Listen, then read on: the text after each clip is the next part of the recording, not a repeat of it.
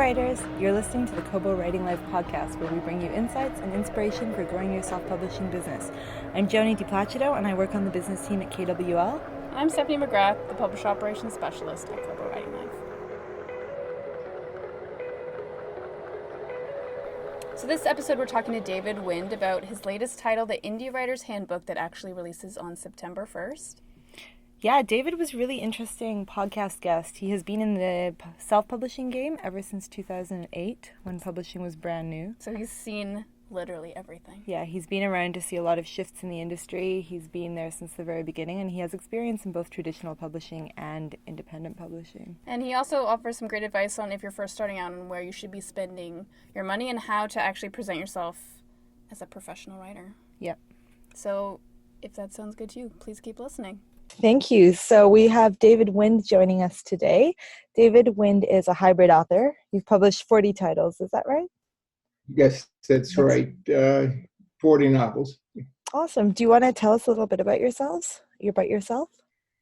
Sure. I started publishing a long time ago. Traditionally published. I got into the traditional publishing the back way. I wrote under a woman's name and did some romance in the early 80s, which was one of my clients was a romance editor, and she helped me get in there. I'm not going to tell you what my name was, but that's besides the point. Are the books still out? Yeah, they're still floating around. There's a backlist up on Amazon, and what made you decide to start with romance? That was the only way I was able to break into publishing. I'd been trying for a couple of years to break in, and it was very difficult. And I spoke with my client, and she said, listen, if you can write this, I can get you published, and you can go from there. So she handed me 5 romances. I read them. I submitted a proposal, and she bought she gave me a 3-book contract. And were you working with the same editor when you moved out of romance? And you write a lot of sci-fi and mystery, is that correct? Yes and no. I had graduated to Kate Duffy, who I don't know whether you know of her. She died a few years ago, considered by many to be the best editor in romances in the 80s and the 90s. Even in the 2000s, and but she also did other books, and she brought me out of romance and into mainstream novels. Okay. My first book was a sci-fi, medieval sci-fi fantasy called Queen of Nights. And then how long were you traditionally publishing before you decided to move to self-publishing? Well, they didn't have self-publishing really to 2008, not in the sense that we have. So then I went into it. I had gotten just very tired of being told that I have to write this particular way and I have to write this type of in order to sell it. So I said, you know what, bye. Yeah. And I started in 2008, and I haven't been killing myself. I've been writing a book and a half a year. Over that period of time, I have 12 novels out since then, 13 novels out since then, I believe. So you were really an early adopter, 2008. And you make a distinction in your book about vanity publishing versus indie publishing as it is now. Can you tell our listeners a little bit more about that? Okay. The way it started was I had moved to Florida 2 years ago, and I joined into the local MWA chapter, Mystery Writers of America. Then the last year they called me up and said, you've been nominated to be vice president. And I said, excuse me? I don't know you people. They said, yeah, we need a regular member, not an indie writer, but a regular member who is been in the NWA for a while. So I said, okay. And then when I got there, I started to feel this whole thing of the difference between indie writers, and they looked at indie writers as if they were vanity published writers, not independently published writers who were as professional as they were. And it just really annoyed me to no end, basically really pissed me off. So I sat down, I wrote this book in response to that. I believe that an independent writer, an indie writer who publishes themselves, doesn't necessarily, yes, they're self-published, but no, they aren't, because they usually bring it through a publishing house that they've created, and they do the process properly. If you don't do it properly, then you're not a professional indie writer. Yeah, absolutely. And I make a distinction between writer and author. A writer is somebody who writes. An author is somebody who has written a specific book, and they are the author of that book. But I'm the author of 40 books, but I'm also a writer who continues to write new books and new novels. And do you feel that, I imagine that your experience being traditionally published taught you a lot about how to go about it right when you went indie? Did you gain a lot of knowledge from? Yes and no. I mean, there was a lot of knowledge there, but there was a lot of learning. And it wasn't a simple learning curve at the beginning. I mean, we started out, when I started in 2008, Amazon came out with their print on demand. And it took me, I would say, a good probably 3 months to really work through the formatting and how to get it done, and figuring out covers and things like that. It was not a simple process, and I knew what the steps had to be, but I'd never done them myself. I mean, you have the edit, you have the cover work, you have the formatting, you have everything. And so it was a real process. And then the ebooks came out, about 8-9 months later. And that was another process. It wasn't as hard to get through as the print, because the print was very demanding on its own. But the ebooks were, to me, fairly easy after you got through the prints. How did you do all of the work of finding? Did you have to find an editor, a cover designer, help with formatting? How did you approach that when you first started? When I first started, I turned to a graphic illustrator that I used for my business at the time. And she designed the first cover. I thought it was pretty good, put it there. It wasn't great. Oh, no. But it worked enough that we sold some books. It looked okay, got some great reviews. The formatting part just took me forever to figure out.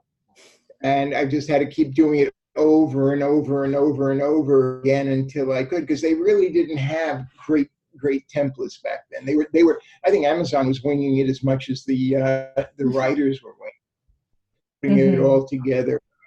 Today's indie world is so different. It's amazing, But you still have that learning curve, and so many people put out unprofessional books because they can't get through it the right way, and they don't know what to do the right way. And this was just my response. I don't want to teach a course on how to do this and charge, tell you you're going to sell 10,000 books and it's going to cost you $500 to do this.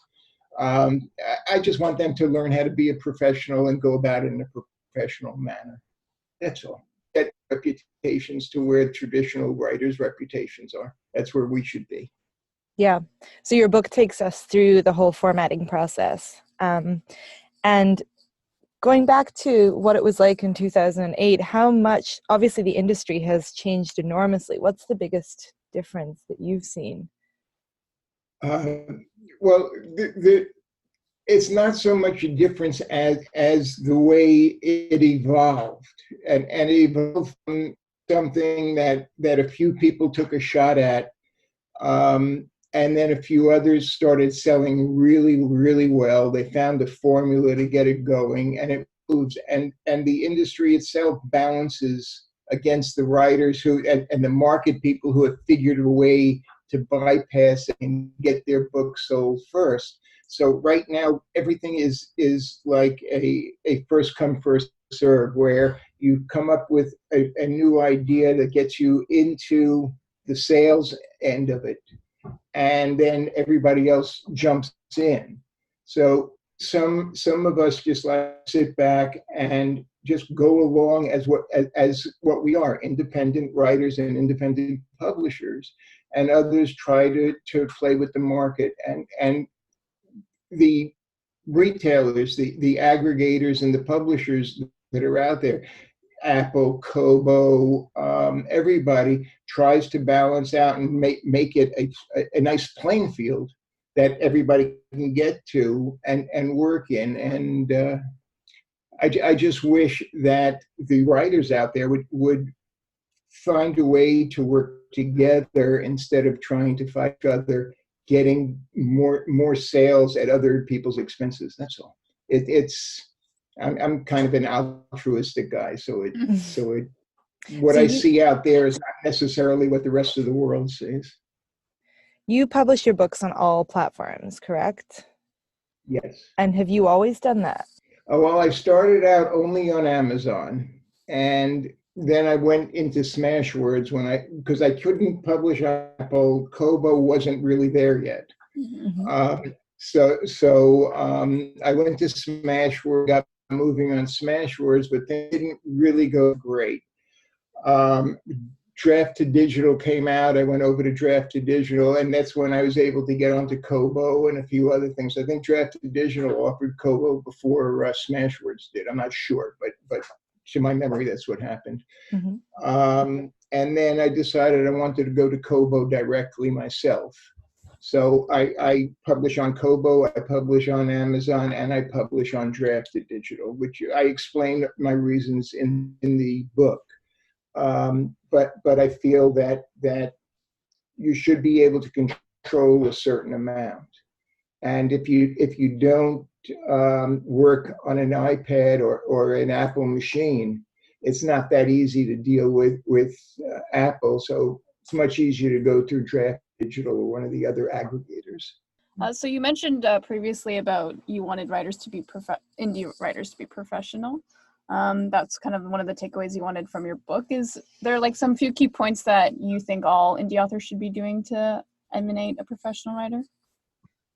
Yeah, I do. I think that there are several areas that indie writers need to focus on as the most important to be a professional, and that's in the editing, in the cover work, and even in their marketing.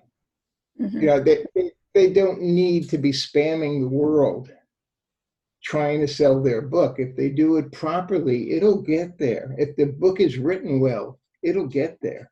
You know, I was having a discussion with a New York Times best-selling author talking about errors in books and how even in the traditional publishing, a 1% typo error rate in 100,000 words on a traditionally published book is acceptable. I don't feel the same. I think 100 words and 100,000 words is a little too many to have that many typos. It's an annoying thing, and it's not as professional as it should be. I think there shouldn't, there will always be a few typos here and there, but more than 10, I think, is unacceptable in a book. 10 you can get away with, and we'll find those 10, and they will tell you about it in their review, or they'll email mm-hmm. you or whatever. And I encourage my readers to do that. If they find an error that I can't find or the editors haven't found, then let me know so I can correct the book. And what kind of advice would you offer to authors that believe that they're great at writing, they're good editors, they'll be able to self-edit their work? How do you feel about that? Am I allowed to curse? Go for it. I feel that they're just showing their lack of professionality. Mm-hmm.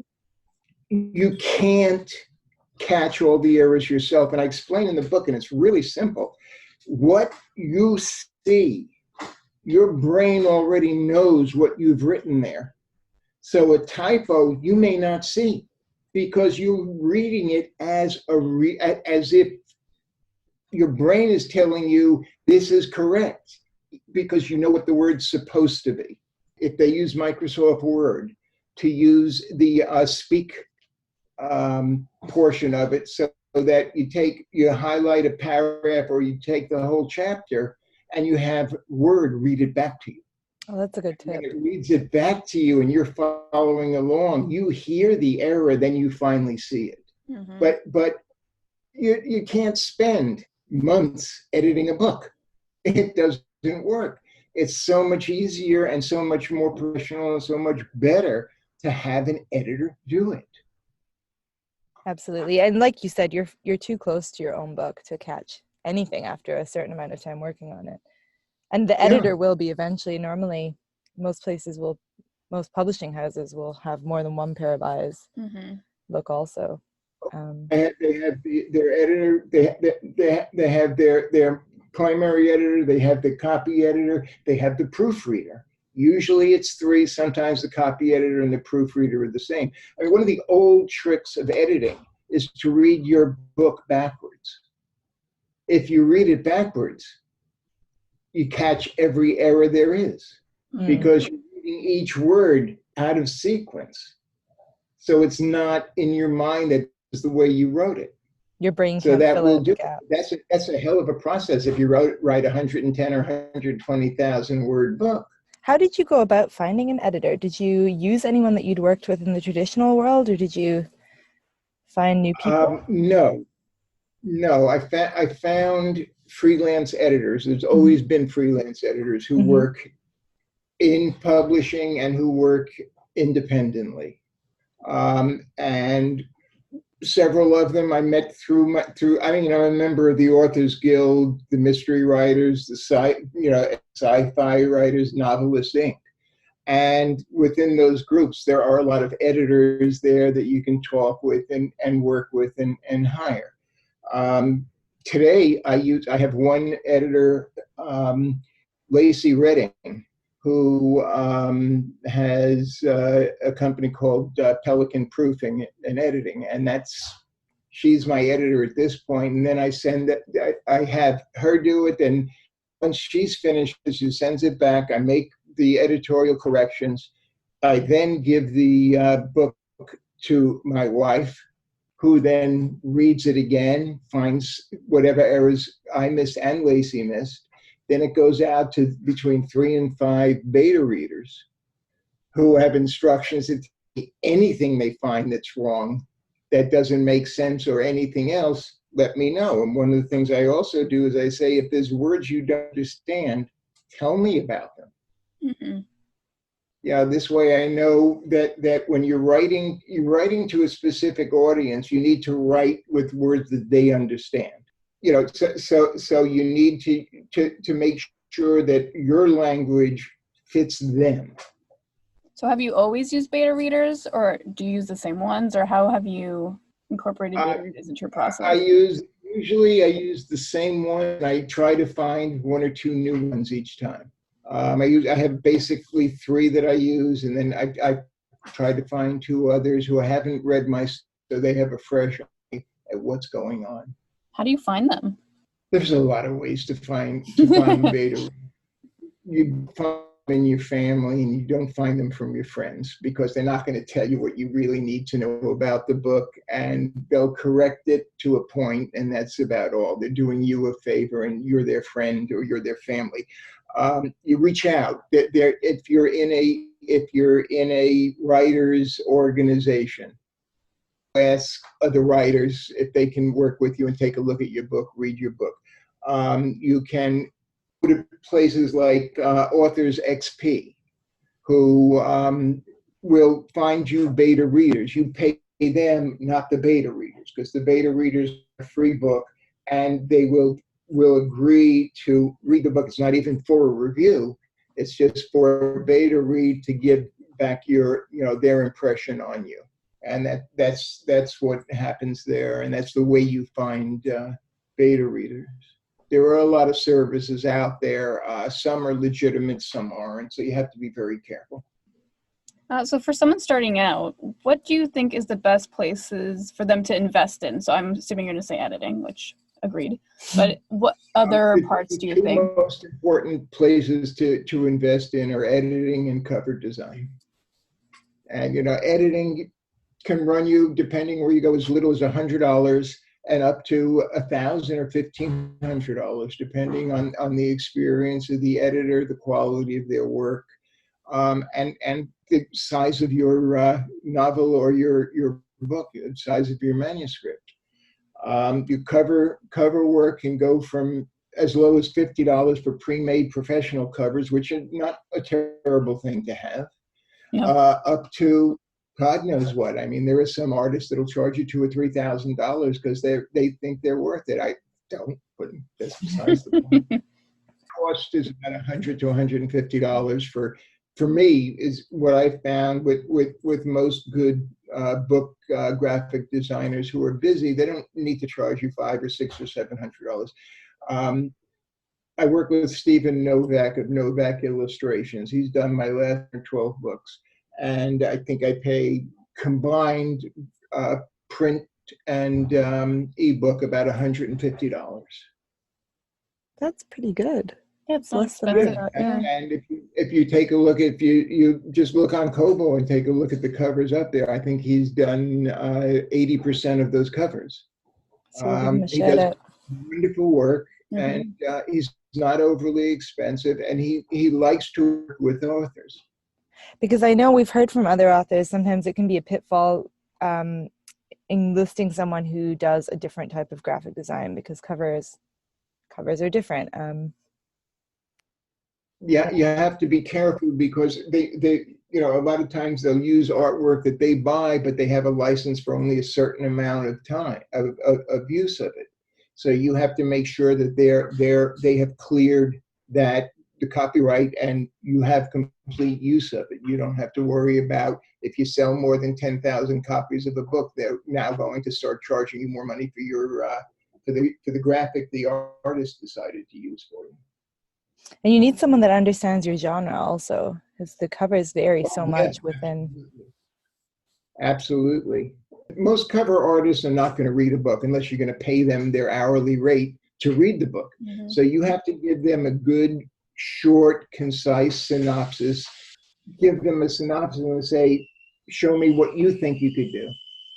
And a lot of times that works just as well, if not better, because your mind is focused on one thing in your book that you've decided would make a great cover, and this is why you're pushing certain things. And by and large, a illustrator who really knows how to do covers knows how to do it better than you do. Yeah. So do you find it's quite a collaborative process, though? Are you working back and forth, or do you pretty much give it to them and say? I don't find it as a collaborative process between two of them. Where I find it as is, I don't even know how to describe it. It's a creative process more than a collaborative process between the two. You give him your information that you've created from your book, and he takes what you've created and turns it into something he's going to create that will exemplify your book. And that's how it works in that way. There are some artists who work very closely with the authors, and they will turn around and do whatever the author wants. Then when other people look at it and say, oh, no, it really doesn't give the impression, they go back to the artist, and the artist will redo it for whatever they need or whatever the artist thinks it should be.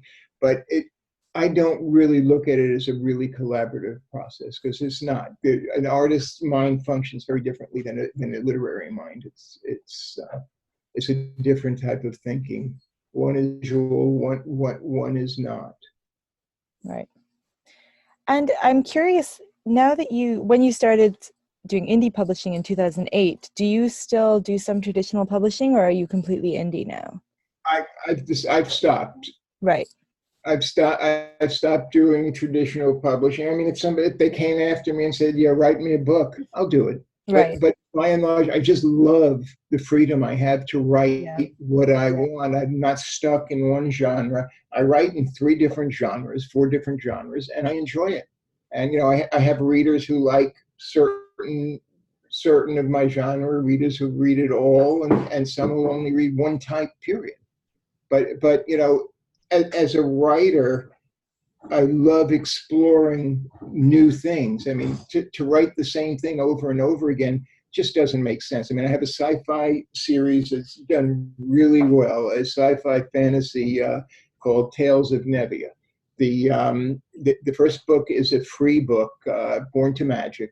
So it's the first in the series, so which is just the normal marketing way indies do series. Mm-hmm. That book's been downloaded, I think, 70,000 times, something like that. Out there, and the rest of the series is doing well, but I can't get into certain lists to find out how things are going. I do know that it's always somewhere between number 1 and number 9 on Amazon's YA lists, even though it never was written as a YA book. It just seemed to go there. So do you have certain marketing strategies for your titles, or how do you approach it? Oh, yeah, absolutely. After launch is a whole different thing, but after launch,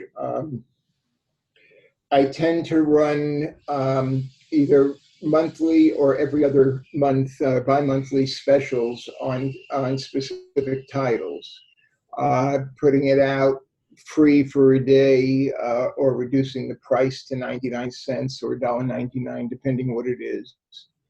And then I also post to a lot of different Facebook groups. I tweet, I do various things. I just don't overdo it. Mm-hmm. I try to keep it so that people don't go, oh my God, another one of this stuff. You know what I mean? If you look at any of the Facebook groups, you see the same person advertising the same book day after day after day after day. I try not to go on a book more than once every 8 to 10 days on a as far as posting my own stuff, rather than just putting up a post and saying hello or whatever.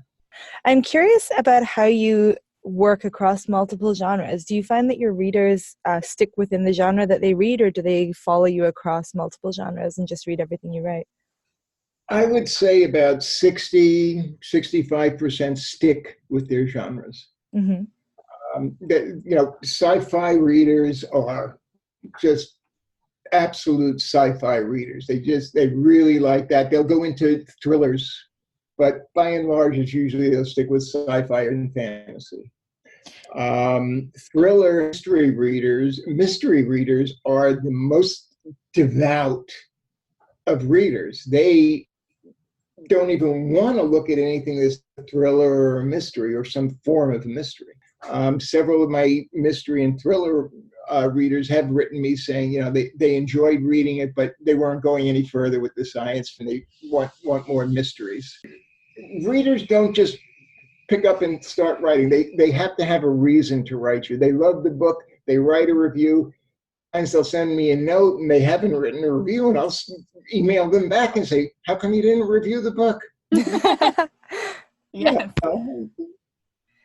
They're my buddy now, so I can talk with them, and I enjoy it. It's great. I mean, I have readers in Chicago, Canada. I have a few in England that go back and forth all the time, and it's great. That's so nice. Yeah. Do you have a newsletter? Everybody gets so many newsletters from everything. Yeah. That I try not to do it unless I have something to say. And I've got a couple of newsletters going to go out. And what I do is I take my newsletter, then I post it as my blog on the website. I don't do a lot of blogging, but I'm starting to get really annoyed at the political situation of the world. Mm-hmm. And I may start to do a little more blogging, especially about diversity and divisiveness. And we'll see what happens there. But I mean, the series I was telling you, Tales of Nevia, the sci-fi fantasy, is all about a world 3,000 years from now that a president basically destroyed by doing things the wrong way and setting the fundamentalist terrorists into a war. But it's also a different world as far as the people within it. They've evolved into something somewhat different. And if you get a chance to read it, you should read it. What's the title of that one? The first book of the series is Born to Magic. Born to Magic? Okay. Born to Magic. I'm going to check that one out. It sounds like you engage more on a one-to-one basis with your readers then. I try. A reader is a reader. If they don't like it, I tell them to send it to me anyway. It's an email. It's not going to hurt me. It's not going to shoot me. It's not going to yell at me. So I guess one of my final questions is, since you've been self-publishing, I should say, since 2008, what do you think is one of the best things that you've done for your self-publishing business? Letting myself go and writing what I want to write, rather than trying to write to the market. The second best, actually, no, that's the second best thing. The first best thing is getting new readers who really are able to let me know what they like and what they don't like. That's possibly the single best thing that indie publishing has to offer, is an author actually can get to know their readers. You can't do that with traditional publishers unless you just sit in a bookstore and sign books and keep your fingers crossed that the people are actually going to come and sign the book and buy the book so that you can sign them. But to be able to be out there and have people contact you and enjoy what you're doing, that's the greatest thing that could happen for a writer. And you really are so uniquely well qualified to write this book, this handbook. You've been in the industry since the very beginning. And your book is a lot of practical advice. I like that. It's not a promise to sell millions of copies tomorrow and become a millionaire. It really is practical, applicable advice for new writers. So I think that's so many of the writers who are entering into publishing today, the indie writers,